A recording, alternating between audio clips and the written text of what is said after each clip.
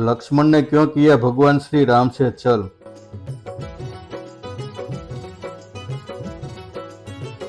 श्री राम के 3 भाई थे, लक्ष्मण, भरत और शत्रुघ्न।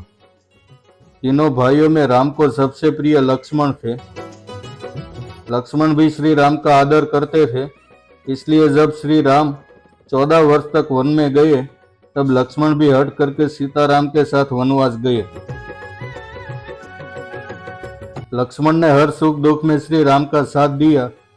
फिर भी एक बार लक्ष्मण की छोटी सी भूल के लिए श्री राम ने लक्ष्मण को मृत्युदंड दे दिया। क्यों दिया श्री राम ने लक्ष्मण को मृत्युदंड?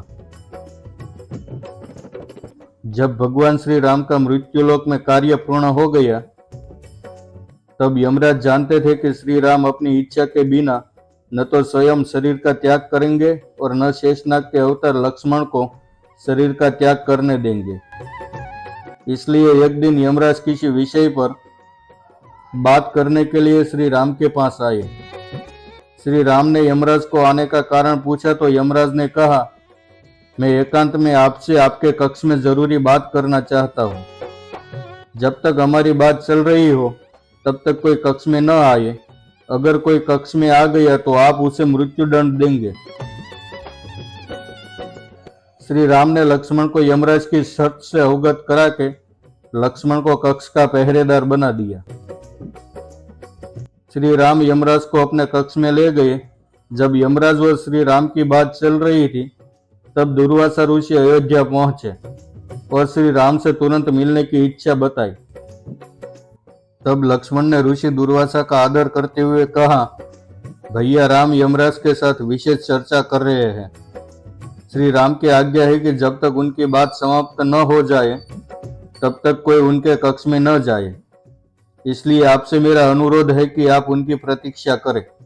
लक्ष्मण की बात सुनकर ऋषि दुर्वासा क्रोधित हो गए और उसने लक्ष्मण को कहा, मूर्ख, तुम मुझे जानते नहीं कि मैं कौन हूँ। तुम अभी जाकर राम से कहो कि दुर्वासा मुनि उसे मिलना चाहते हैं। तुमने मेरी आज्ञा का पालन नहीं किया तो मैं अयोध्या को नष्ट होने का शाप दे दूंगा। लक्ष्मण ने सोचा कि श्री राम की आज्ञा का अनादर करने से मुझे एक को मृत्युदंड मिलेगा। मेरे प्राणों से अधिक महत्व अयोध्या और अयोध्या की जनता का है। इसलिए वो अपने प्राणों का मोह छोड़कर श्री राम के कक्ष में चले गए। श्री राम लक्ष्मण को सामने देखकर चिंतित हो गए। उन्होंने लक्ष्मण से पूछा कि यह जानते हुए भी कि इस समय कक्ष में प्रवेश करने वाले को मृत्युदंड दिया जाएगा, तुम फिर भी मेरे कक्ष में क्यों आए हो? लक्ष्मण ने कहा, ऋषि दुर्वासा आपसे अभी मिलना चाहते हैं। उनके हट के कारण मुझे कक्ष में आना पड़ा। वो अति क्रोधित है। मैं आपकी आज्ञा का अनादर नहीं करता तो वो पूरी अयोध्या को नष्ट होने का श्राप दे देते। लक्ष्मण की बात सुनकर श्री राम ऋषि दुर्वासा से मिलने पहुंच गए। जब श्री राम ऋषि दुर्वासा से मिल के वापस आए, तब यमराज ने श्री राम से कहा कि आप अपने वचन के अनुसार लक्ष्मण को मृत्युदंड दीजिए। श्री राम अपने वचन से बंधे हुए थे। तब श्री राम ने गुरु वशिष्ठ से इस विषय में बात की तो गुरु ने बताया, अपनों का त्याग मृत्युदंड के समान होता है, इसलिए आप लक्ष्मण को अपने से दूर कर दीजिए। यह उनके लिए मृत्युदंड के समान ही होगा। गुरु की आज्ञा के अनुसार श्री राम ने लक्ष्मण को अपने से दूर जाने के लिए कहा।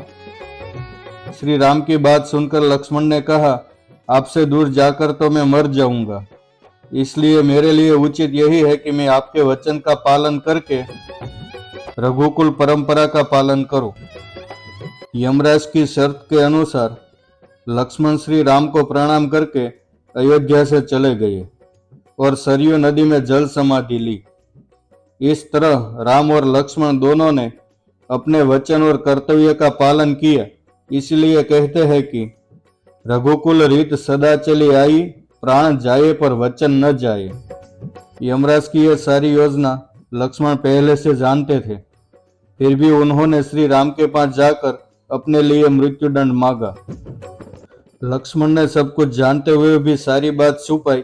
इसीलिए कहते हैं कि लक्ष्मण ने किया था श्री राम से छल।